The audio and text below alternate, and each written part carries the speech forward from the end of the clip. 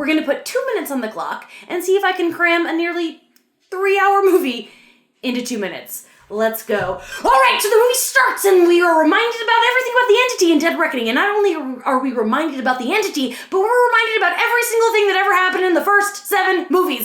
Get ready for some flashbacks. What's going on with Ethan? Oh, he's gotta stop the entity and he's gotta stop Gabriel. But what's going on with Gabriel? He and the entity had a falling out and Gabriel wants to control the entity, and the way he can do that is by a poison pill that was made by Luther. Our friend Luther is sick, and so Ethan decides he's gonna trick Gabriel into using that poison pill, but not really, because they're gonna stop the entity. Meanwhile, all the nuclear powers in the world have been taken over by the entity, except for a couple, including the United States. So President Angela Bassett has to decide, do I turn off my bombs, or do I sick them on other countries? Oh, what a conundrum!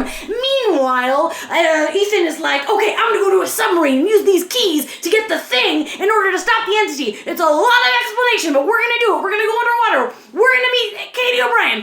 And then everyone's like, okay, we're gonna go to Alaska and meet William Downlow. Remember him from the first movie? And she has a cool wife, her name is Tepisa.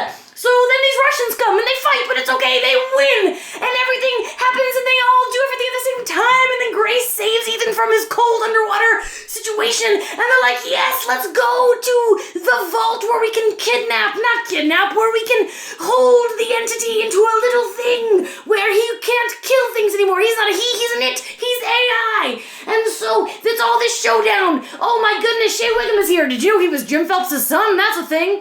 And Kittredge is back. And they're like, oh, we're gonna have a whole shootout. And Tom Cruise is like, I'm going on an airplane. And then he fights Gabriel on an airplane. And he wins. And Gabriel's like, I have a parachute, never mind. Boom! Gets impaled in the face with a rudder. We got 15 seconds left. And Benji gets shot, but it's okay. He's alive thanks to Paris. She helps him. And then it all works out. Ethan does it at the last minute. And Grace wipes it. And everyone lives happily ever after. 2 minutes. Whew. I hope it feels as though you just watched the entire 3 hours of Mission Impossible: The Final Reckoning.